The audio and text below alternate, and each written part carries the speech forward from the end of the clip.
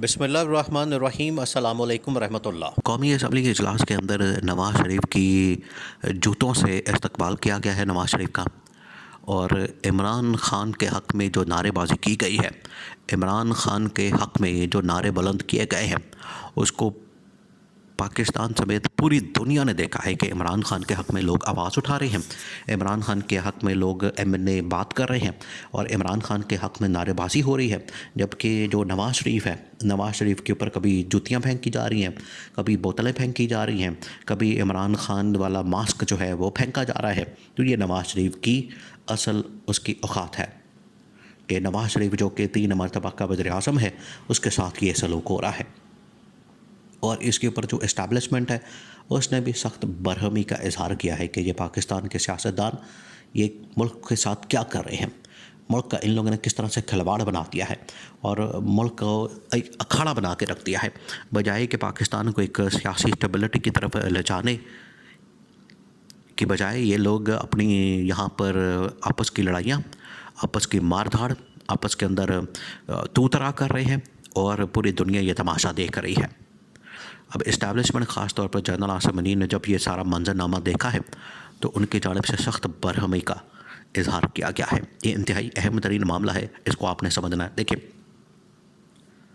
ये जो इस वक्त सूरत हाल सामने आई है जिसमें 25 करोड़ 24 करोड़ आवाम ने भी देखा है और साथ आलमी बरादरी ने भी देखा है कि पाकिस्तान जैसा एक न्यूक्लियर मुल्क, उसकी कौमी असम्बली वजूद में आती है तो पहले दिन ही वहाँ पर जूतियाँ चलती हैं, वहाँ पर अंडे चलते हैं, वहाँ पर मास्क चलते हैं, वहाँ पर पानी वाली बोतलें चलती हैं और एक दूसरे के ऊपर मार धाड़ और नारेबाजी और हुल्लड़बाजी और मछली मंडी बना हुआ है।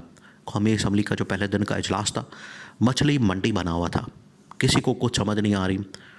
ये देखें जो तारीख़ है, तारीख़ के अंदर जो कौमी असम्बली या पार्लियामेंट का वजूद था वो इस मकसद के लिए किया गया था। ये इमरान ख़ान ने सारी तारीख़ बताई हुई है। इमरान ख़ान इसी वजह से रियासत मदीना के मॉडल की बात करता था कि हमें वो रियासत मदीना का मॉडल अपनाने की ज़रूरत है। तारीख़ ने तो इसी वजह से एक मजलिस शूरा या पार्लियामेंट का जो अमल है वजूद में लाने का वो किया था कि एक ऐसी नुमाइंदा पार्लियामेंट, एक ऐसा नुमाइंदा इदारा, अवाम का नुमाइंदा इदारा हो जो कि अवाम की तर्जुमानी करते हुए अवाम के जो मसाइल हैं, अवाम के जो मामलात हैं, उनके मुतालिक कानून साजी करेगा और अवाम को सहूलतें फ़राहम करेगा। ये नहीं कि मकसद तो ये था कि अवाम को सहूलतें फ़राहम करने के लिए अवाम का नुमाइंदा एक इदारा होगा ताकि वो अवाम के लिए दिन रात काम करे। लेकिन पाकिस्तान के अंदर तमाशा बिल्कुल और है और इमरान ख़ान इसको कई मरतबा इनके बारे में आगाह कर चुका है कि यहाँ पर अशराफिया बैठ जाती है ऊपर आके। अशराफिया, जागीरदार, बटेरे, ज़मींदार, सनतकार, कारोबारी हजरात वो आके बैठ जाते हैं और सिर्फ 2% या बल्कि 2 भी ज़्यादा है, 2% आप कह सकते हैं कि इतने लोगों को फ़ायदा होता है। ये जो ऊपर आके बैठ जाते हैं कौमी असम्बली के अंदर, सेनेट के अंदर या सूबाई असम्बलियों के अंदर या हुकूमतों के अंदर या ब्यूरोक्रेसी के अंदर या और इस तरह की जगहों पर जो आकर बैठ जाते हैं, वो असल में सारे फ़ायदे उठाते हैं। अब जिस तरह से IMF के साथ डील होनी है तो IMF के साथ डील जो है वो होती तो इसलिए है कि उससे आवाम को फ़ायदा हो और पाकिस्तान की इकॉनमी ठीक हो। लेकिन यहाँ पर पाकिस्तानी क्या करते हैं कि उससे अशराफिया को फ़ायदा होता है। अशराफिया आके माल पानी बनाते हैं, उसमें से खाते हैं, गाड़ियाँ, पेट्रोल, घर, अरबों रुपए उसमें से निकालते हैं, वो लूट के चले जाते हैं। फिर कर्ज़ जो है उसका बोझ आवाम को सहना पड़ता है और फिर कर्ज़ वापस करना पड़ता है, आवाम की जेबों से निकाला जाता है। तो फ़ायदा तो आखिरकार वहाँ पर भी अशराफिया को होता है, इसमें मिलता आवाम को कुछ भी नहीं है। तो ये जो अशराफिया ऊपर बैठी है उसका तमाशा आपने देख लिया कि कौमी असम्बली का पहला इजलास होता है, उसमें क्या किया जाता है। अब ये है इसका एक पहलू। दूसरा उसका पहलू ये है कि नवाज़ शरीफ को जो बड़ा NRO दे के, डील करके, केसेस माफ़ करवा के, उसको नवा के उसको जो है टाकी कपड़ा मार के लंदन से पाकिस्तान लाया जाता है, उसका इलाज करवा के, कि उसका इलाज जो है पिछले 5-6 साल से चल रहा था, तो इलाज उसका कर के पाकिस्तान लाया जाता है कि चौथी बार का वज़ीर-ए-आज़म हम ला रहे हैं। अब उसकी हालत ये है कि एक तो वो अपनी सीट भी नहीं निकाल पा रहा, मर मर के उसने 130 एन ने जो है 130 वाली सीट निकाली है 130 की, जो एन 15 की है। वहाँ तो इमरान खान के एक खिलाड़ी ने, जो ओपनिंग बैट्समैन भी नहीं है, ओपनिंग बैट्समैन जो इमरान खान के हैं वो तो फिर इनको तिगनी का नाच नचा के रखते हैं। और इमरान खान अगर बसाते ख़ुद मैदान में आ जाए फिर तो समझें कि पूरी की पूरी पार्टी फारग।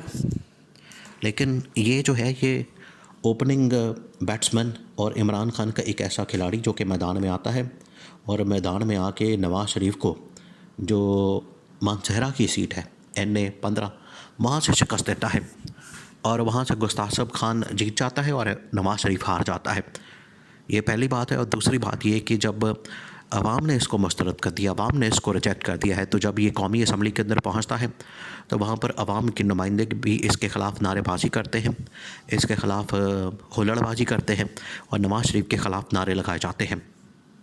और नवाज़ शरीफ की हालत ये होती है कि जब दस्तखत करने आता है तो इसके हाथ कांपते हैं, ये डरता है कि लोग इसके ऊपर हमला ना कर दें।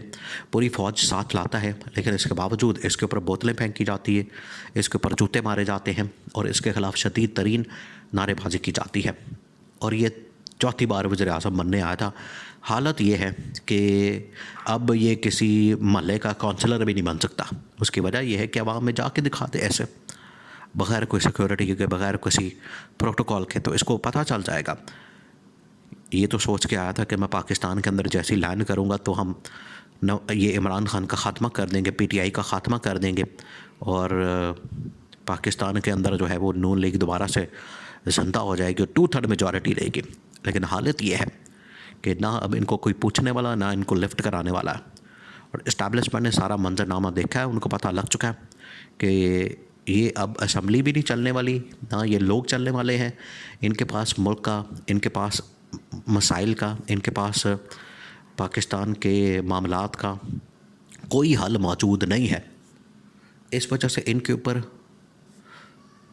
ऊपर पैसा लगाना, इनके ऊपर वक्त लगाना, इनके ऊपर इनको ओहदे देना, वो सिर्फ़ और सिर्फ ज़ाया करने के मुतरादिफ है। पैसा भी, वक्त भी और ओहदे भी।